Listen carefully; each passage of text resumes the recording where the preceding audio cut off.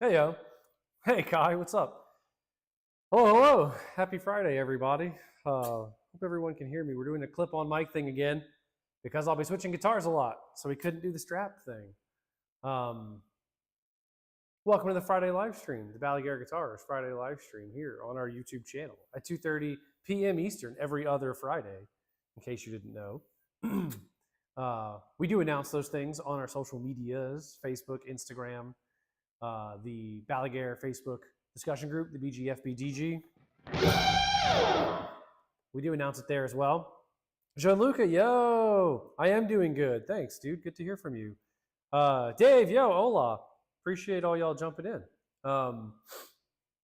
So we have, the volume on my computer's on so I can hear myself echoing. That's not great. Turn that off. So today we have a whole bunch of cool stuff to talk about. We have four, count them, 1, 2, 3, 4, although it's hard to see the second one because I ran out of space in the frame. 4 guitars to talk about today.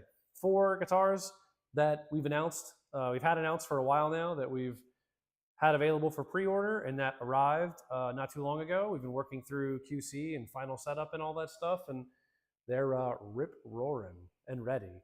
So we'll go through these. We'll go through some of the spec. We'll go through some of the idea behind them, different series, all of that stuff.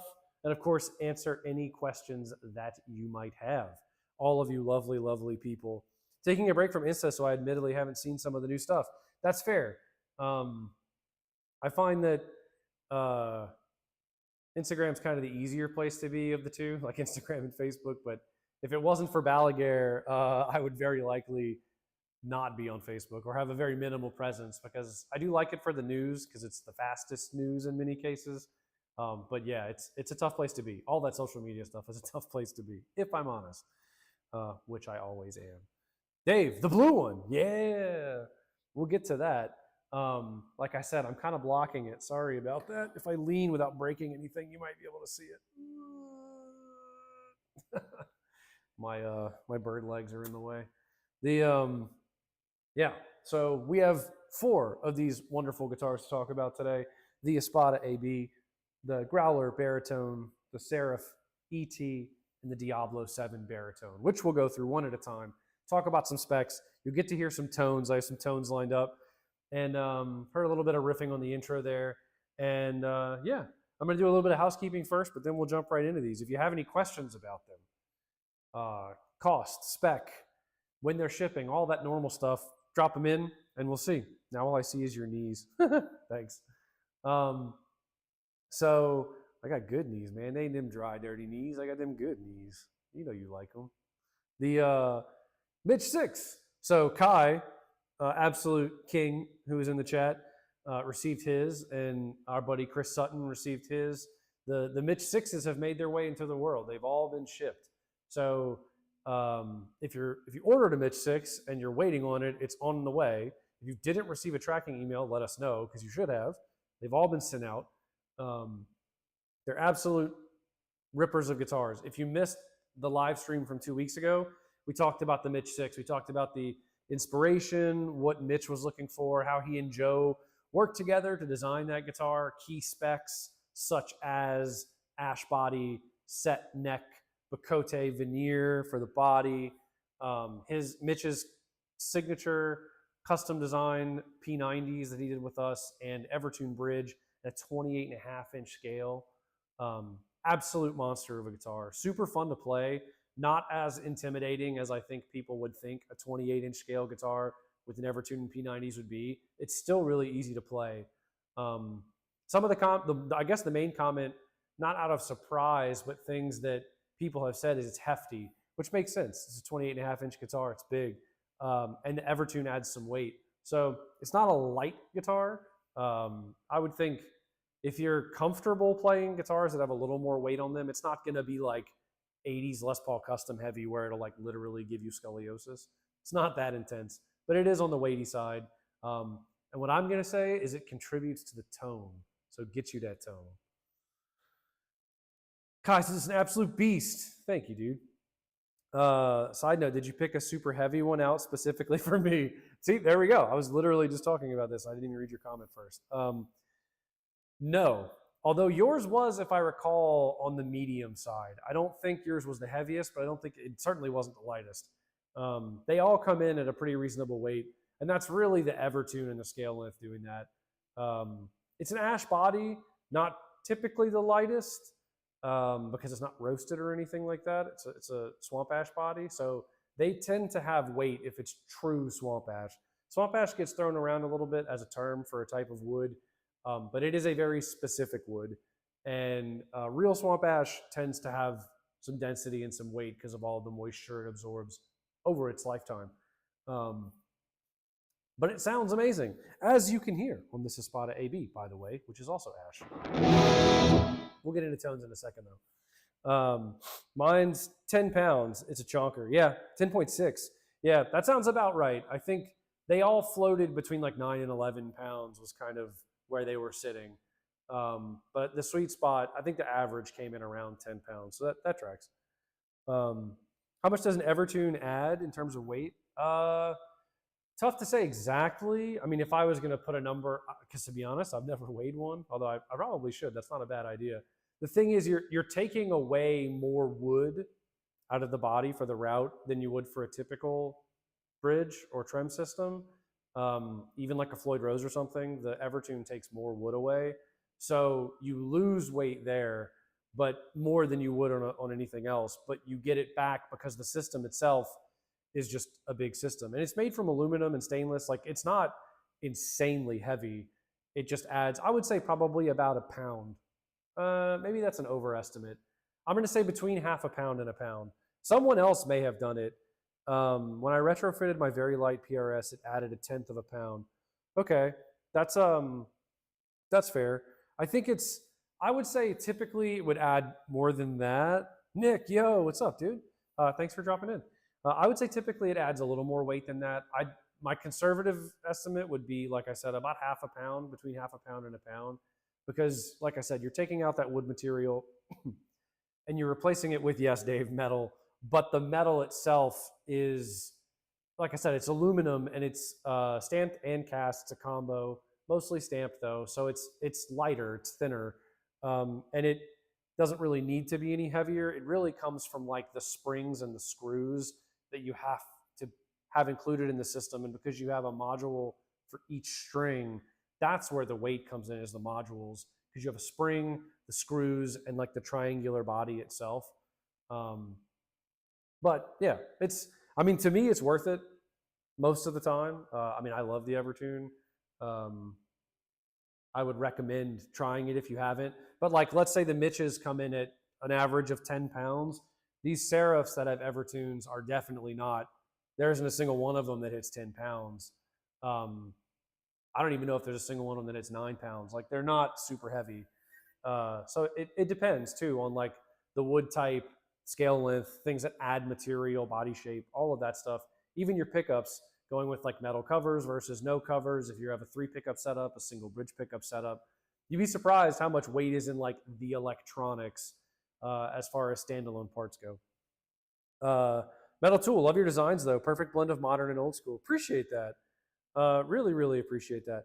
I was wondering if there'll ever be an option in the online builder to get a 7-string Southpaw with 27 frets like the Diablo you did a while ago. 7-string, 27. So the Southpaw part is fine. For those of you who don't know, Southpaw means left-handed. The lefty part is totally fine. We just don't do the 27 fret with the 7-string yet because of the extra board that you need is much more for the slant at the end for the 27 fret, John. That's a cool idea though. And it is something we've talked about. And I think if the interest was there, it's an option we'd add. I think we'd like to see it across the 7s and the 8s and have it be just like an option across all of the Diablos. That would be cool. And also I think probably the Tartarus and the Typhon, we'd like to see that be an option, as well as the Ether. If all of those had the 27 fret option for 6, 7s, and 8s, that would be sick. And it's definitely a place we're moving toward. Good question though. And it would be rad. Brandon, yo, hello, hello. Dave, never played an Evertune. Wow. And I'm not surprised because I'm saying you should have. I'm surprised because I thought you would have. We'll talk about one in a second. He means backwards, yeah. Mario, very nice of you to give Joe the day off, Jake. Yeah, every now and then, you know, we find the kindness in our hearts. And by we, I mean me. You know, we take his little shot collar off and let him roam around in the parking lot. There are some goats out here. He visits the goats.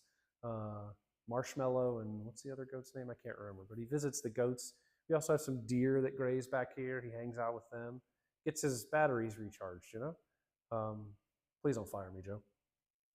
But yes, good to see. Yes, I am alone today. I did not note that in the intro, but yes, typically Mr. Joe Balaguer, the man, the myth, the legend himself, is here with me on these live streams. He is not here today. He is having a great time with his family, actually, taking a bit of much deserved rest. Metal Tool, also, I'm expecting my 7-string Tartarus very soon. Yeah, you bet. Sick. And that's super cool. Yeah, the Tartarus is so fun to play. It's one of my favorite models, and it's a blast. But yeah, Mitch 6 out in the wild. Check him out. Like I said, I know Chris did a video on YouTube. I'm sure Kai's going to play his as well.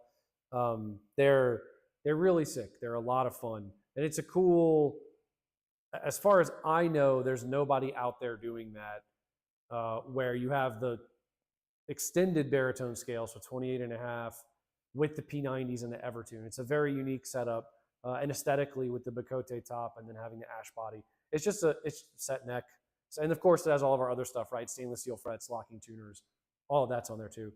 Makes for a very unique experience that I like very much.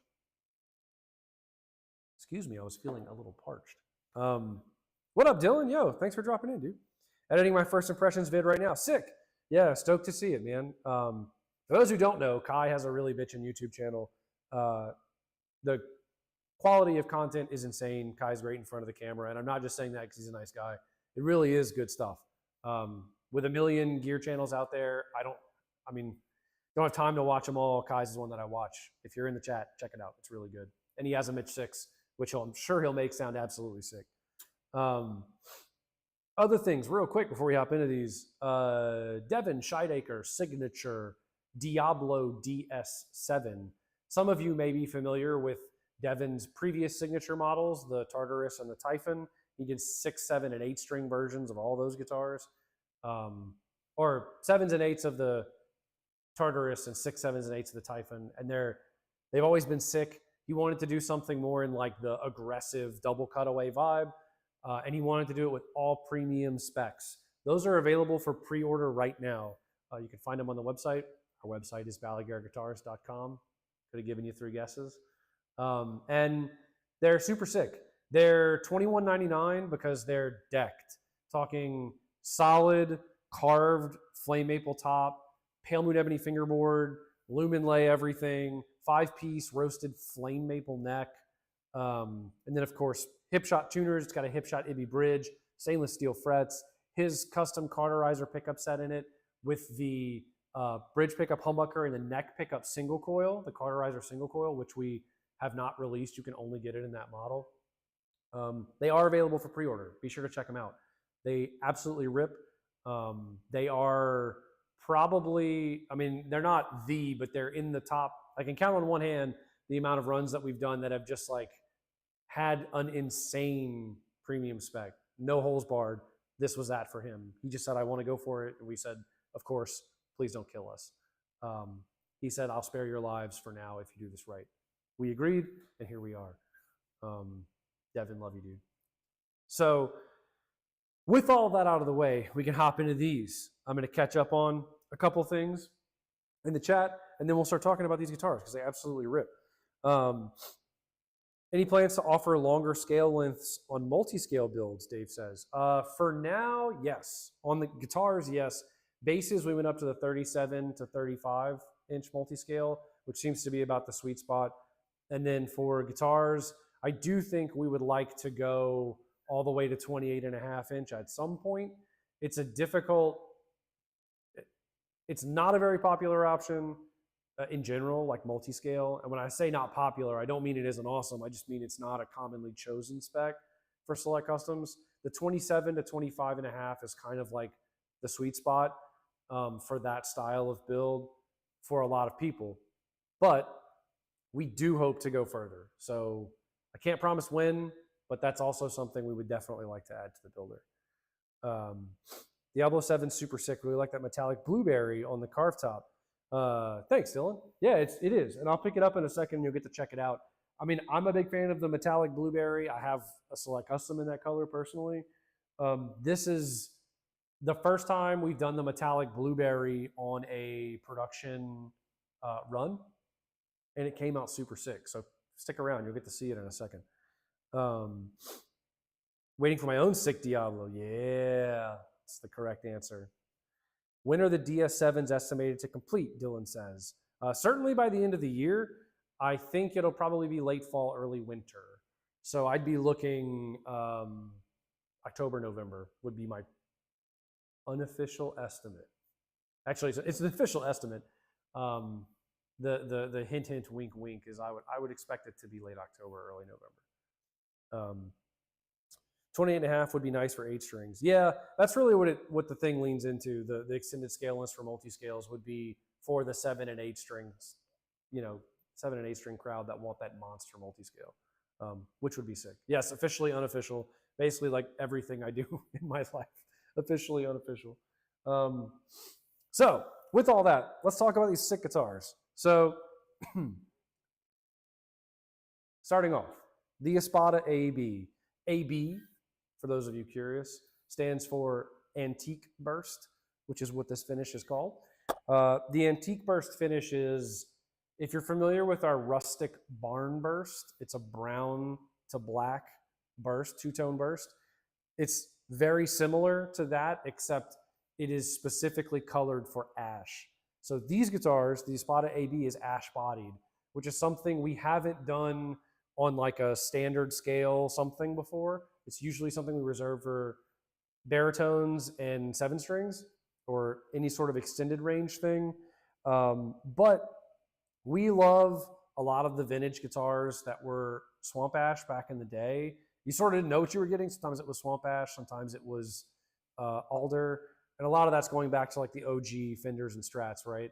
And like P basses and J basses too. And the ash body gives it a very clear, open, and like neutral EQ that really lets you kind of do whatever you want with this guitar.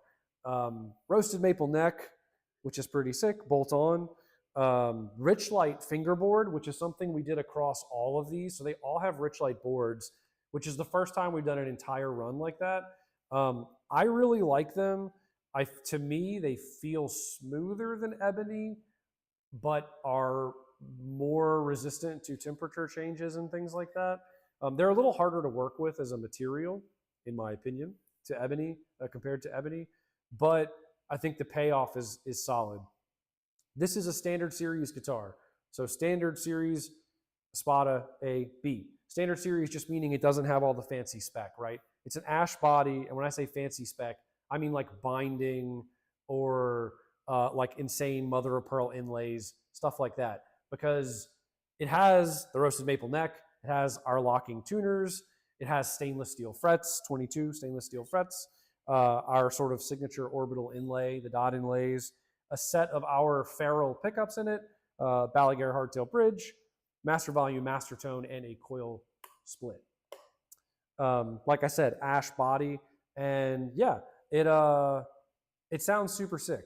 I'll play through a couple of tones because I want everyone to kind of hear it in its natural habitat. It's just a really sick guitar. I'm probably going to stay on the same preset so that you can hear the consistent tones across the guitars.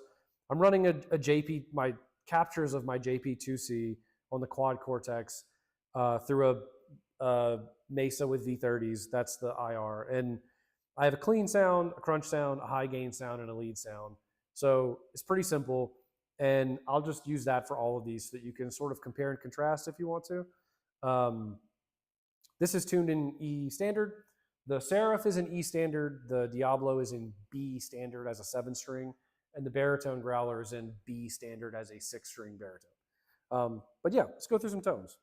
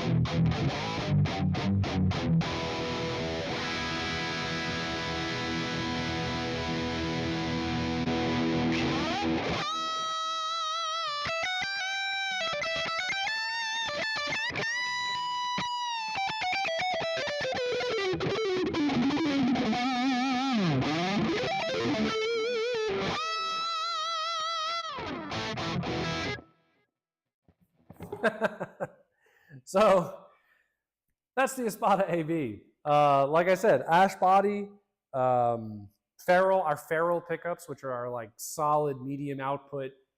The output of like a hotter PAF, but the tone is different. It is not just a cranked up evergreen.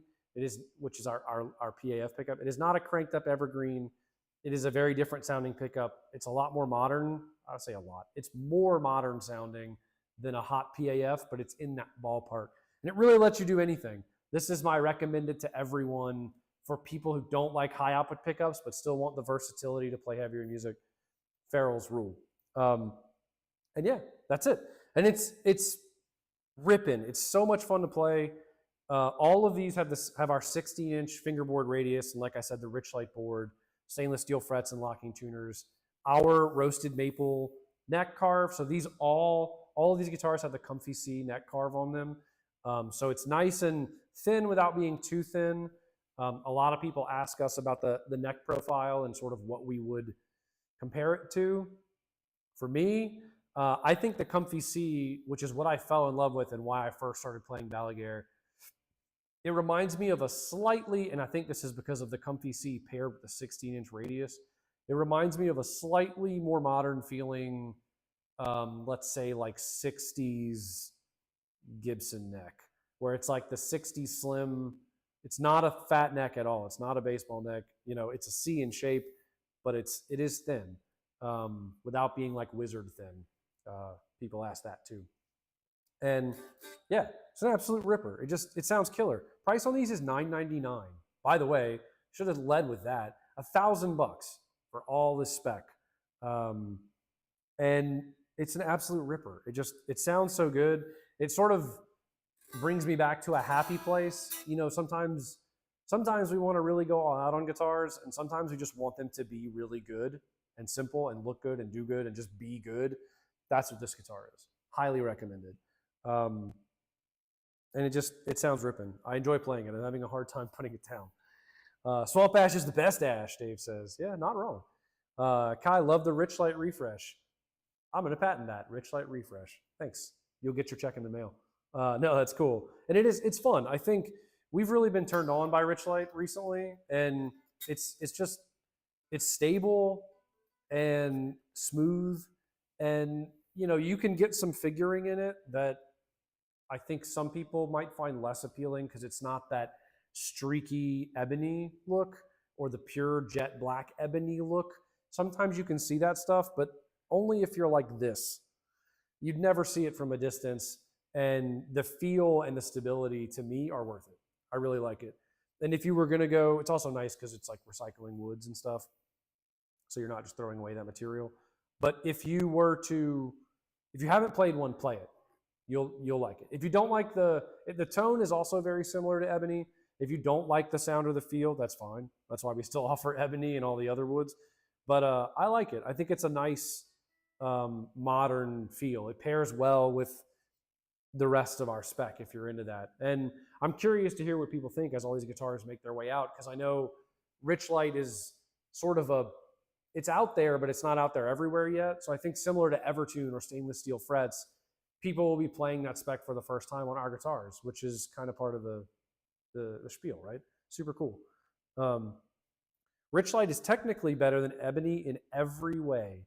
It's a purist thing, Dave says. Yeah, I mean, as a functional thing, I would say yes. It is technically superior, superior in the traits that we're looking for in a guitar.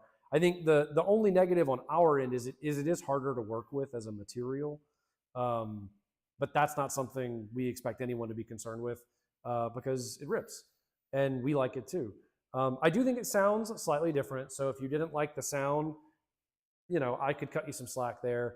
It sounds so similar to ebony though that I think you're kind of like really pushing it at that point, but that's what we do, is push it, right? Every little thing makes a difference. So I get it. But you're not wrong. Brandon says, I've never played an Evertune, but that Seraph has me feeling some way. Yeah. And actually that's probably a good call for me to swap guitars. Like I said, this is $9.99. I think we have 2 or 3 of these left. It's not very many, but if you want one, check them out on the website. Sorry, I keep bumping the mic. Check them out. Don't look at me without a guitar on. Don't look at me. I'll grab that one. Why not? Just because it's top of mind. More modern. Yes, exactly. Madness loves guitars. What's up, Madness? Quick question. How long after we get our paint photos does the guitar get to the US for final QC? Just wondering because I still owe around half and want to know how much is still owed before final ship. Sure. So we started allowing deposits, whatever, about a year ago. And the way that it works is you put down 50% of the cost of the guitar plus the shipping cost when you check out. And then the remaining 50% of the guitar's cost is due when the guitar is complete. Now, I think what some people have asked is like, when exactly is that? And it is when the guitar is completely built, it is completed, you receive your final photos. It is after that we will ask for the remaining balance. So you have the time to pay the balance while the guitar is on its way to us for final QC and setup. We felt like that was kind of the fairest way to do it for both you and for us. Because in reality, we've already sunk all the money into it to build it. So we kind of want to get paid sooner rather than later, if we're honest, because that just makes cash flow awesome for us. But we also don't want to be like, you have to pay now. So yeah, that's the rough deal on the deposits. And then to answer your question specifically, typically when you place an order, you'll get your rough milled photos, let's say 3 to 4 months from then, because you place an order, let's say on the 15th of the month, we process that order, check for questions, reach out to you if we need to, check the spec, do all of that stuff, send it in an official capacity because we track all this stuff. And when we've sent it in to our own internal servers to make sure that it's official and the order is submitted, basically signifying all questions have been answered, all of the material required is allocated or organized, listed out, and then the material's ordered. Depending on the material you order and depending on our stock of that material, you may have to wait a shorter or longer time before the wood arrives. That's why we say typically 3 to 4 months, because usually the materials arrive in a month or two, and then it's another month of prepping if we have to do any extra drying, if we have to do cutting, prepping. Sometimes if there's gluing, if you do a solid top or a veneer, there's extra cure time involved in that, all of that stuff. And that's when we send you your milling photos 3 or 4 months later, which is when your body and neck have been essentially cut, assembled, and sanded. So they're ready for paint. Paint usually takes another month or two, depending on the paint job. Most of that is cure time because paint has to be done in layers. So the body has to be filled, it's grain filled, it's prepped out. And at that point, and the paint is then applied in layers. It's applied, it's buffed. It's applied, not buffed, sanded. Applied, sanded, applied, sanded. It's applied in layers. We try, like our procedure for that is, I don't want to say as few coats as possible because we want it to be durable. If you use too few coats, it'll change color over time. It'll fail if you crack it or drop it. It's just not durable. So we try and hit a sweet spot because if you do apply too much finish, you will kill the resonance of the guitar. It is a thing. But we're way away from that point. That's like, you have to be pretty aggressive to make that happen. So that's another month or two. And then so at that point, you're at like, let's say the 5 or 6 month mark. And then it's typically another month for final assembly, which is why we conservatively say like a 6 to 8 month build time for the guitar to be completed. It is then sent to us, which there's a transit time there, right, from South Korea. And then here we do all the final QC and setup. So we go through any order notes that you had for your string gauges, your tunings, any of that stuff. We do all of that here ourselves. The whole guitar gets set up from scratch. Like it's not like we just get the guitar in a box and then ship it to you. It's unboxed, it's acclimated, unboxed. We go through the whole process with every single select custom. We have a 46-point QC checklist. It's this long card that we use in Trello to help track everybody's stuff. Everyone has their own build in there. It's all tracked. And every guitar is gone through entirely by one person so that the whole process is done by one person. And then if there are any notes or if a second person needs to be brought in, we do all of that. And then everything is final reviewed before it goes out the door. Does that mean it's a perfect process? No. Occasionally we miss something, but it's very uncommon. And that is the process. And at that point, once the guitar arrives and is QC'd and is shipped to you, typically the fastest someone will receive a guitar is 6 to 7 months. But usually, because of the time it takes for the guitar to get here, for us to do all that, and for it to get to you, it's usually more like 7 or 8. Even if your guitar is completed in 5 or 6, because of everything else that we have to do. And that's also assuming you pay your balance on time and all that other stuff. That's the general layout. And we try and explain that as best we can. I think there's confusion around completion and delivery and things like that. And we try not to make it complicated, but there it is. There's the primer. And it was a good opportunity to answer the question. So Madness, I appreciate you asking. So I would expect if you just got your paint photos, you probably have another month or two. before it gets to us for final everything, but you'll be sent the final invoice in, let's say, a month. If I'm going to pick a rough number, don't hold me to that, but let's say something like that. Kai says revised D shape on the Mitch is killer. Yes, original D shape had more pronounced shoulders and a flatter back. The new D shape has much gentler curves. That's correct. So Brandon got him. So that is the thing, is that the D shape was revised to have less aggressive shoulders, still flat in the middle, but the whole thing is, I would say, feels like a more traditional thin D shape, where if you're comfortable with something that's like approaching wizard thin, but not quite that thin, but you want that flat back to put your thumb on and that little more shoulder, not a lot, not like it used to be, that's what you'll feel on these guitars.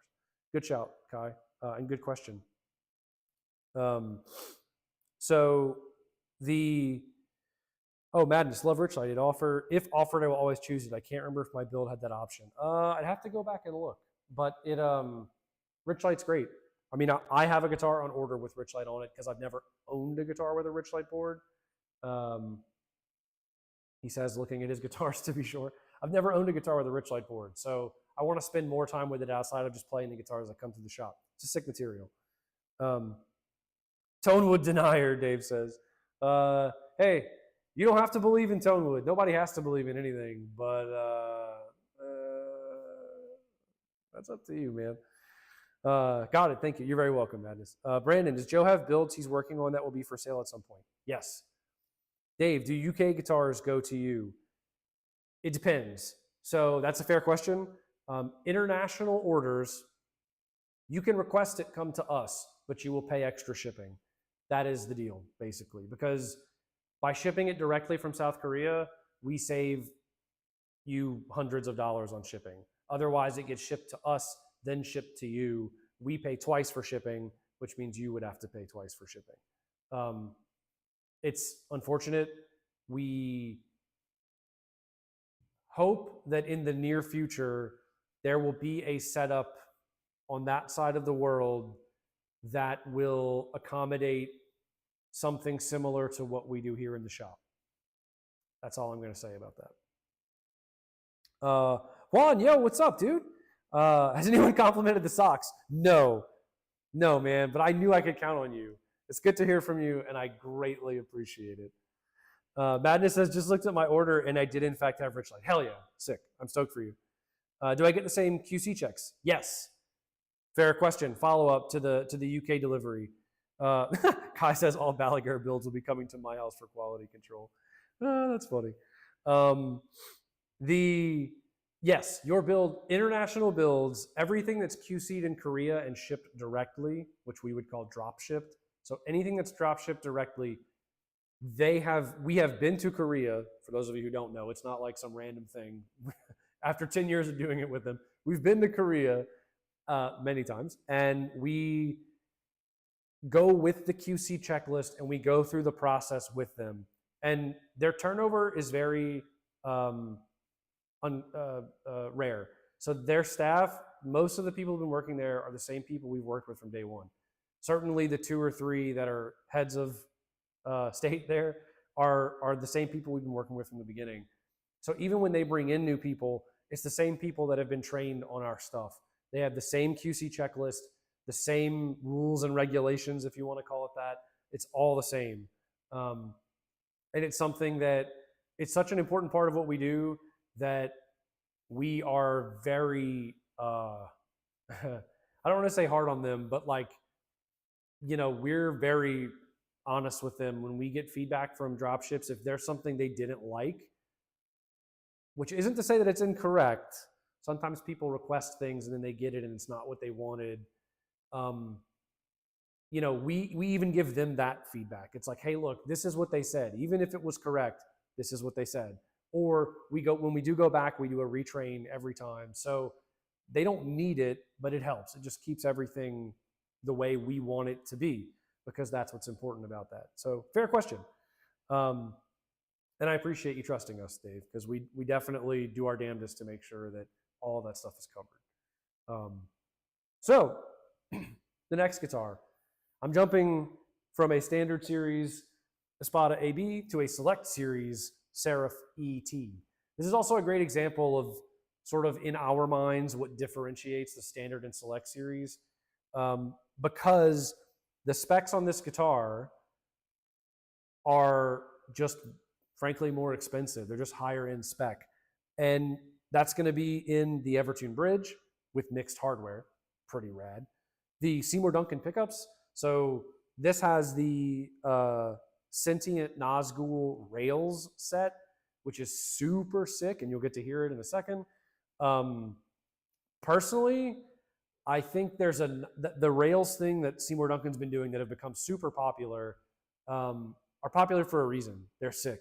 They really they take what is a pickup that already sounds different from a lot of other pickups and make it even more unique in a way that, in my mind, in just my opinion, competes with pickups not in tone but in style of like the bare knuckle Blackhawk or something like that. The rail magnets have a very specific sound, and the tone of the pickup is still the same. This still sounds like a Sentient and a Nazgul, but there's that added like compression, that bit of smoothness in the tone. A lot of people will say it sounds like you've almost gone between a passive and an active pickup. I find that like for instance, the Blackhawk is more like an in-between sound of a passive and an active to me. The Seymour Duncan stuff is like, if you took that and then went back just a little bit more toward the passive side, which I think is why I jive with them really well. I love bare knuckle stuff.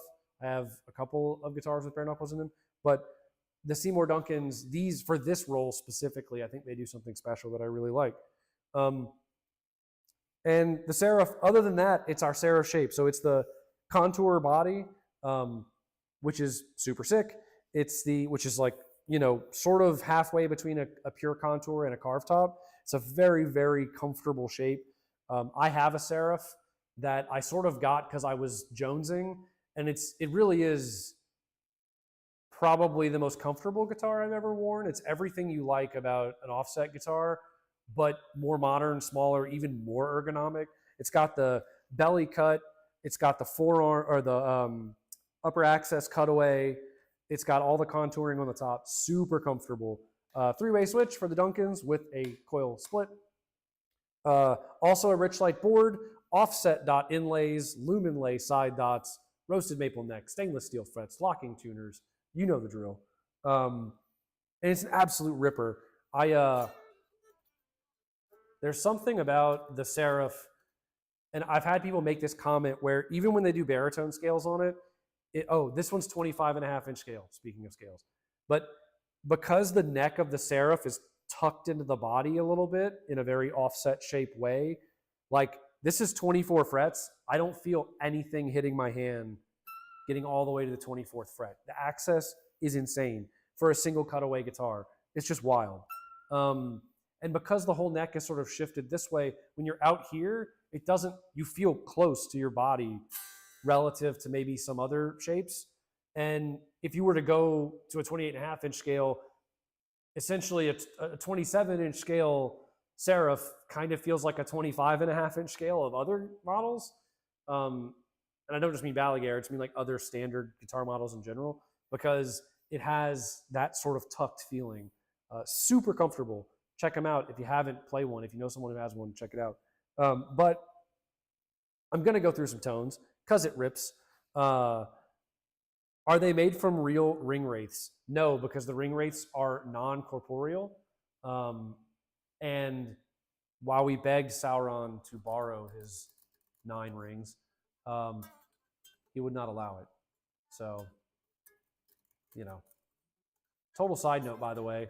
I love that question because I recently reread The Hobbit and the Lord of the Rings, because they released a series where Andy Serkis narrated them, and holy moly, it was awesome. Check it out if you haven't.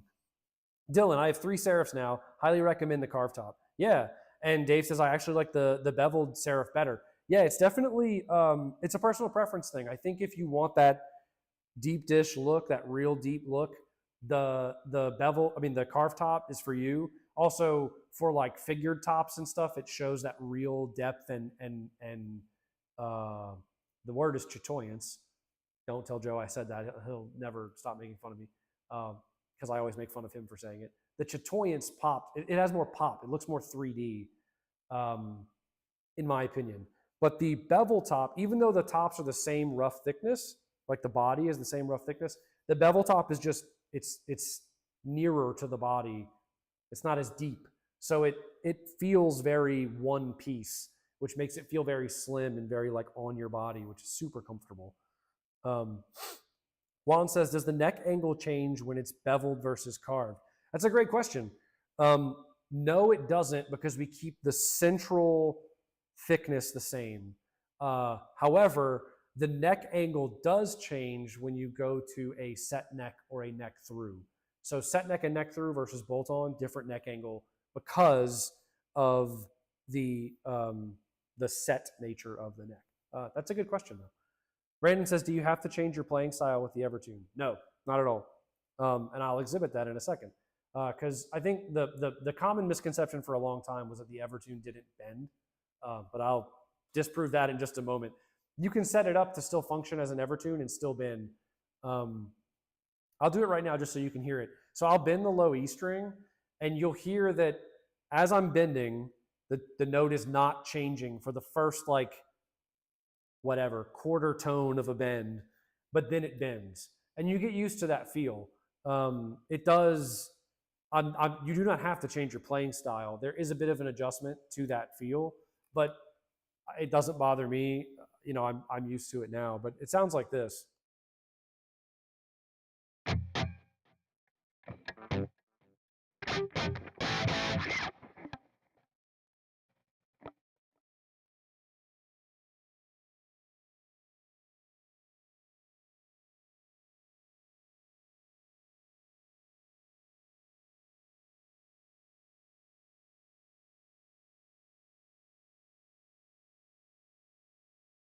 Realized the mic was off while I was explaining that. So my monitor is a powered monitor, and it turns off if you don't play for a while, and it turned off.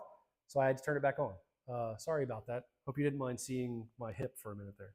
But this is how the Evertune works.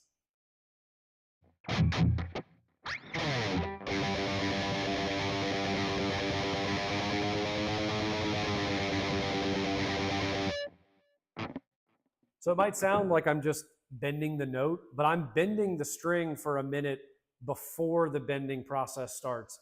And that's me exaggerating it. If you just play normally and you have the Evertune set up well, you don't really feel it. There is a slight adjustment, but it's not anything crazy. I mean, I would say just play it like a normal guitar, and you'll definitely get used to it. For me, I'll run through some tones on the Seraph, and when I get to the lead tones, you'll hear me do some bending. And what I like about it is there's enough of that micro tone before it starts to bend. For me, because I play with very heavy hands, is enough where I don't push anything sharp with my left hand, and I don't knock anything sharp with my right hand. So it's like that little bit just keeps things that much more stable. And also it's just a great system. It's easy to adjust. And I don't break strings. Like the bridge is very nicely made. It's not sharp anywhere. And I find it comfortable under my hand.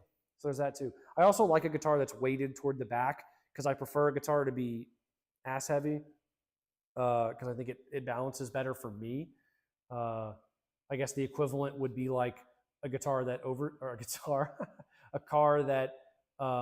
oversteers instead of understeers, because it might be a little risky, but like it kind of just, it balances out for me. Anyway, that was a weird metaphor, although it kind of makes sense.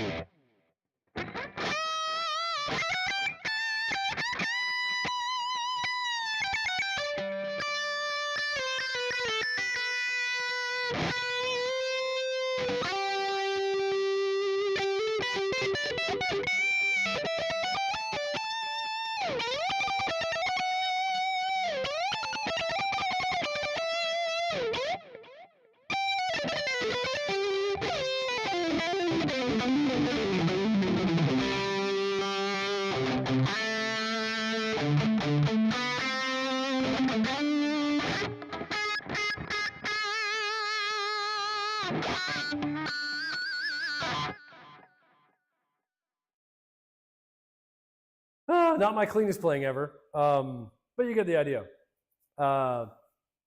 It's super sick, and yeah, it can do all of that stuff. I think people ask me what it feels like. To me, the Evertune feels like you're playing a guitar with a trem. There's that bit of spring give if you play a guitar with a trem, like a Floyd or a 2-point synchronized trem or an old Fender like 6-screw trem. Those springs, when you bend, the springs are giving a little bit on the trem unless you have it really decked down. And it feels like that, which is, to me, totally normal because that feels like every other guitar that has had a trim ever in the history of the world. But I like it. But yeah, I'm a big fan of the Duncan set. I like the sentient because I feel like in the legato stuff, it's fluid but clear. I feel like I still hear and feel every note, which I like. And I think the Nazgul just has that like that chunk, but it's still also clear and very high output. It's also quite thick for that sound without being mid-forward. It's not quite neutral, but it's definitely like a very tweakable sound. You could do a lot with it, which I like. Your mic is off. Yeah, thanks. I know. Sounds like this. Yes. And no, Brandon, my hips do not lie. And I'm the fear you're born. Some kind of hipster, got him. But what if I like quarter tone bends? Well, you can still do those too. I'll show you.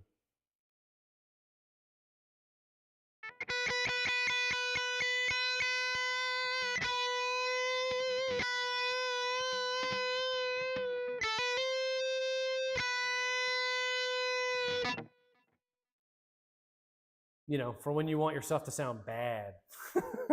Or to get your weirdo Steve Vai stuff on, get your microtonal, whatever. It's actually pretty rad. And yeah, you can do all that with the Evertune. The adjustment is not so much in the way it feels to play as in the bending specifically. Everything else feels like a normal guitar. And it sets up like a normal guitar too, in that you're adjusting the same parameters: action, intonation, and tuning. It's the same thing. Pretty cool. That's exactly how I talk about it too. A little impact absorption. Yeah, that's a perfect way to describe it. Impact absorption. Whether my left hand or my right hand, it just gives me that little bit of cushion. Juan says, Shakira mentioned, haha, Colombia, shout out. It's, got to give it up for that, Preguntale, but very cool.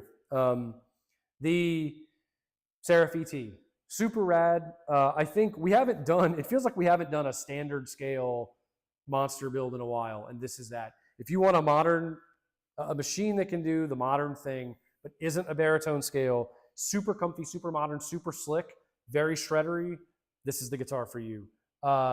We talked about it being a select series guitar, $15.99.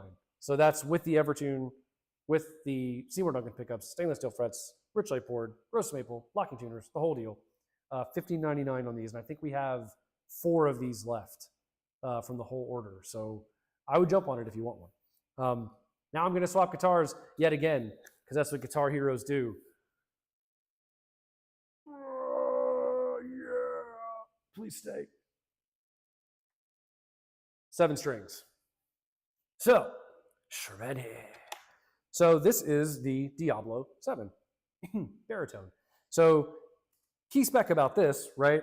27 inches. So what some would consider a proper 7-string scale length. 27 inches, rich light board, offset dots, lumen lay side dots, roasted maple neck, locking tuner, stainless steel frets, alder body. Oh, I don't know if I said that about the Seraph. Seraph's an alder body. This is an alder body as well.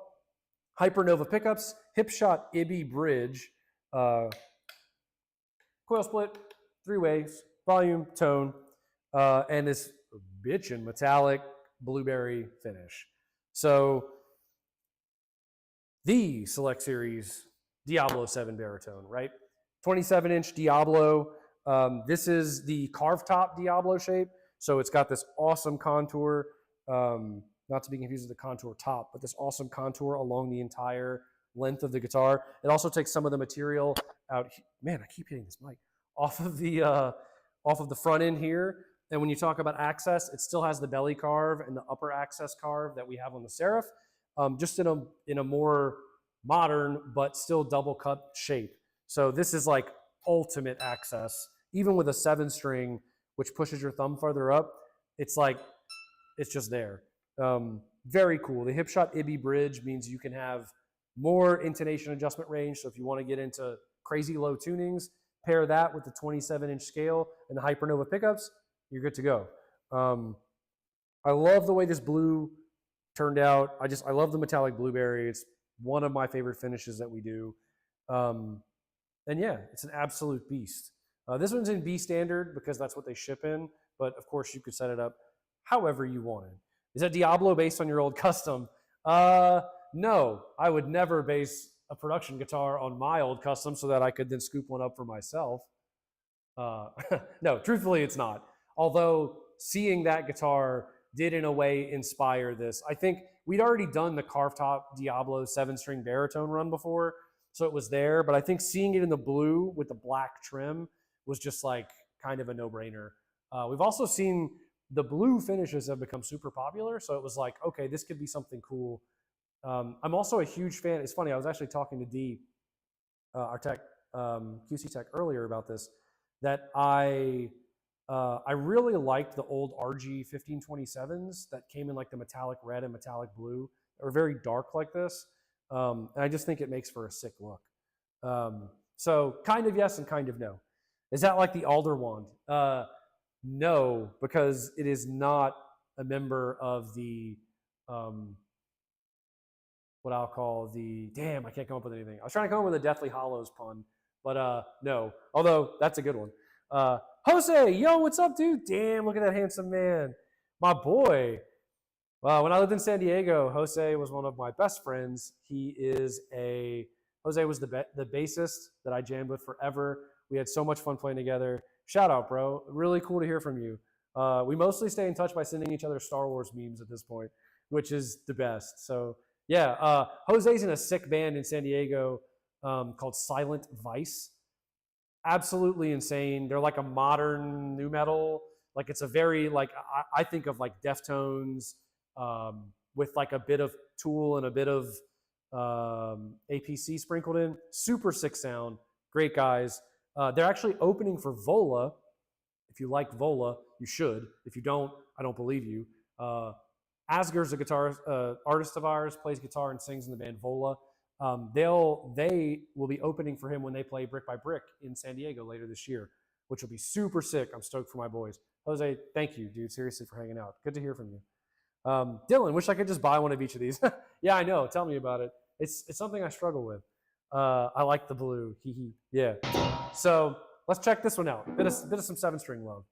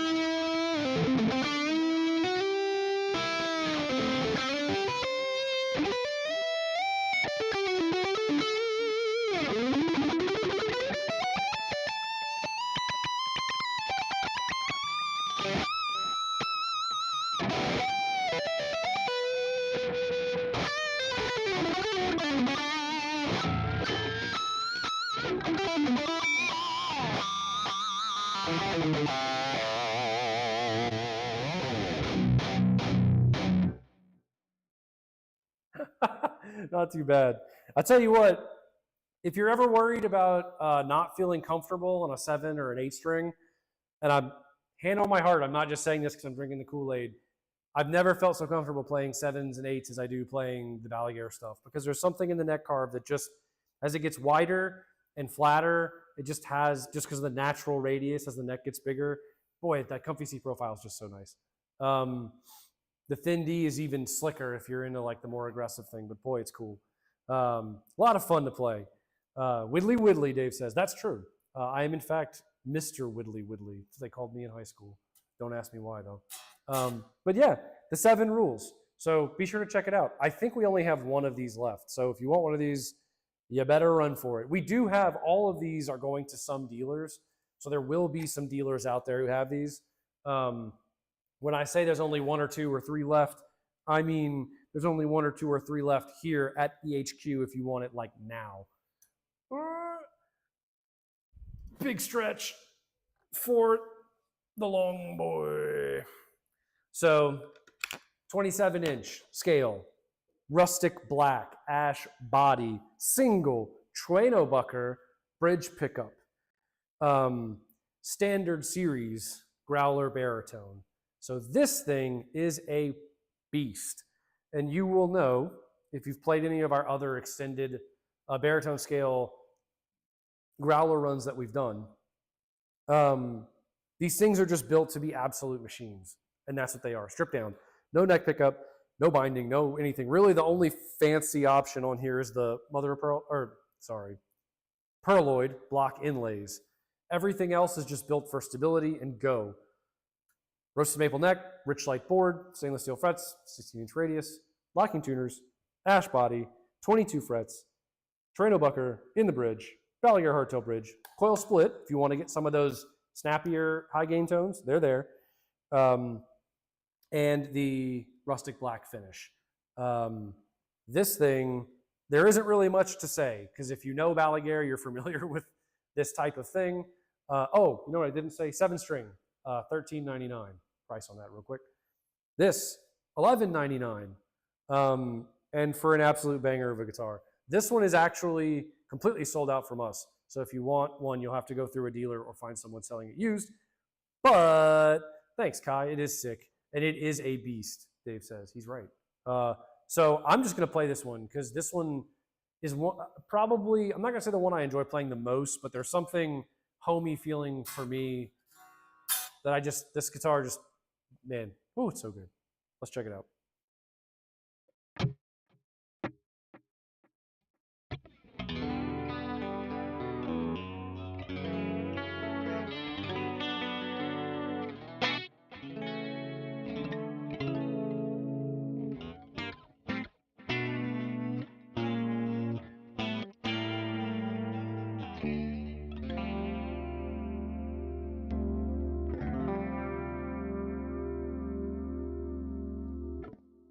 I'm gonna do coil split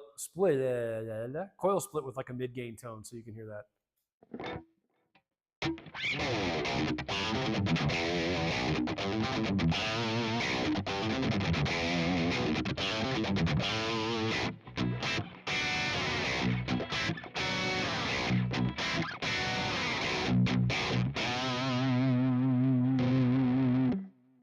High gain.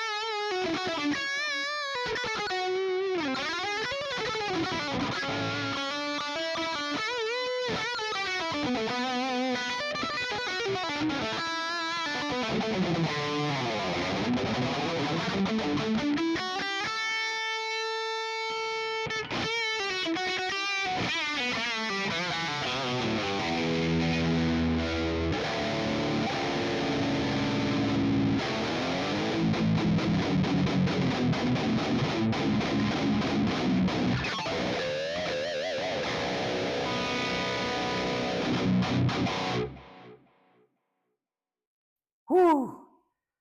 Can't be mad about that. There's something, so speaking of Kai asking about my custom Diablo 7, there's something that had Terreno Buckers in it, in an ash body. There's something cool about that combo. The ash, the openness of the ash, that sort of neutral mid-range really lets that the mid-range focus tone of something like a Terreno Bucker jump out.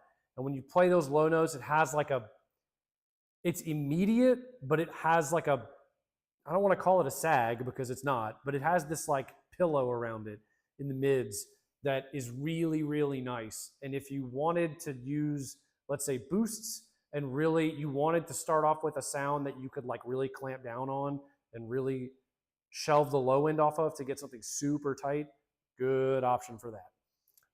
Tough to beat, as a matter of fact, in my opinion. Beastular.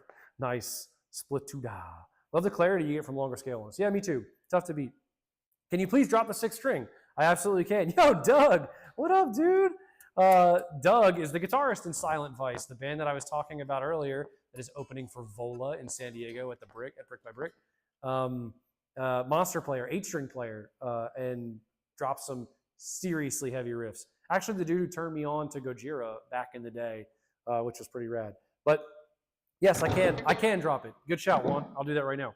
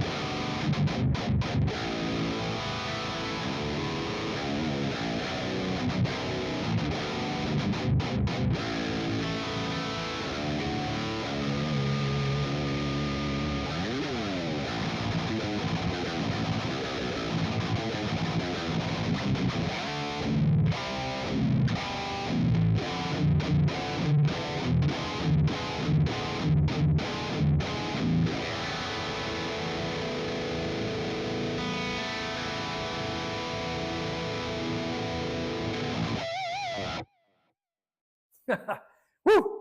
I'm glad you said that, Juan. That's a good one. I was enjoying it. Yo, loving the baritone focus. Super sick. Kai says brother is absolutely ripping right now. I am. I'm feeling warmed up. I feel like it takes me a while to get warmed up. I am feeling okay. Now that I've said that, I'll probably make a mistake, a hilarious mistake. I'll get it out of the way now. But I wasn't kidding. There really is something about this guitar in particular, because I'm so used to playing baritone 6s that like I like thicker strings regardless of baritone. I like thicker strings. There's something in there that it just has a give that I really like. The Terreno Bucker paired with the ash body. Yeah, I'd be here a long time playing this guitar because there's just something cool about it. In fact, I'm going to play it a little bit more.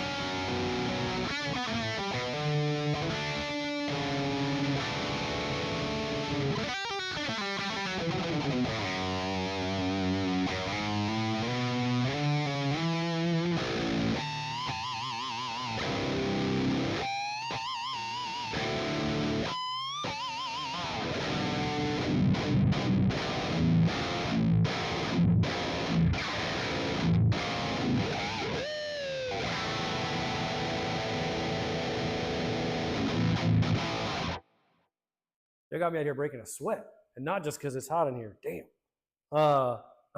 Anyway, yeah, man, it really is sick.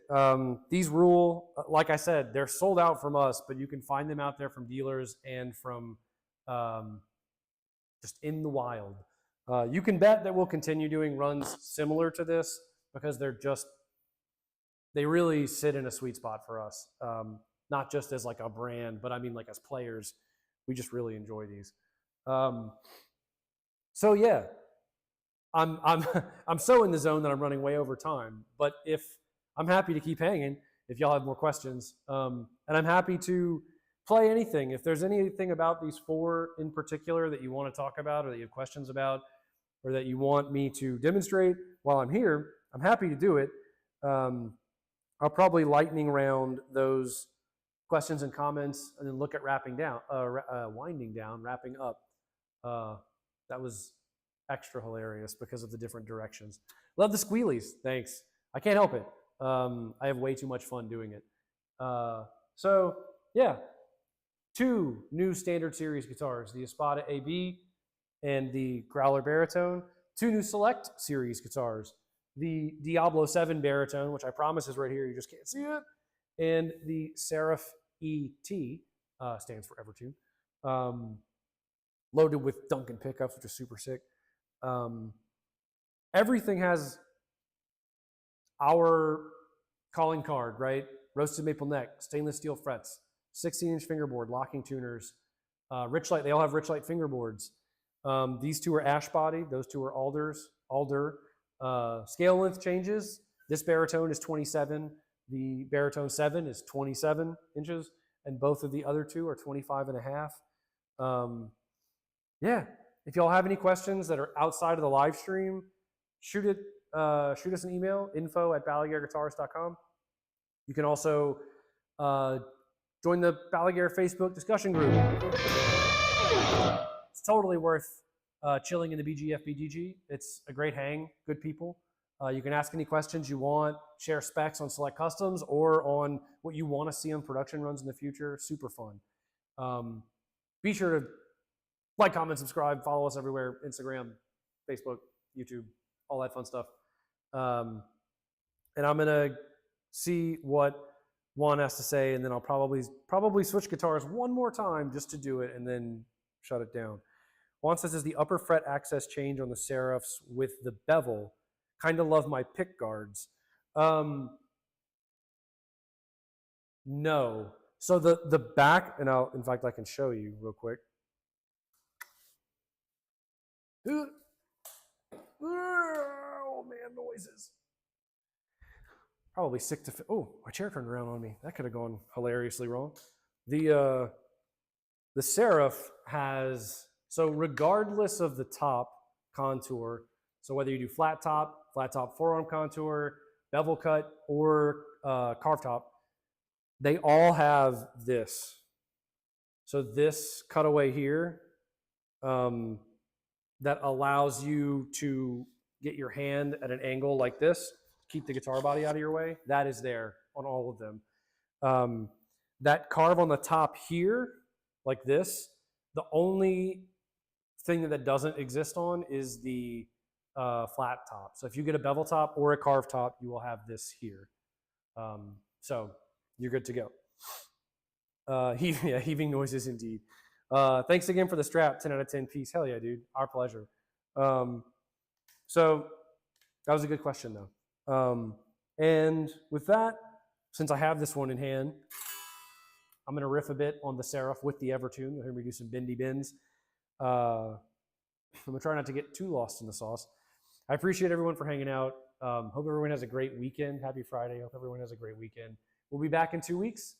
I think Mr. Balaguer, Man, Myth, and Legend, will be with me that time. And yeah, let's make some noise on these 6 Seymour Duncan pickups. And like I said, if y'all do have any questions, info@balaguerguitars.com or Facebook discussion group or anywhere else. But thanks, Dave. I appreciate it. And I'll talk to y'all soon.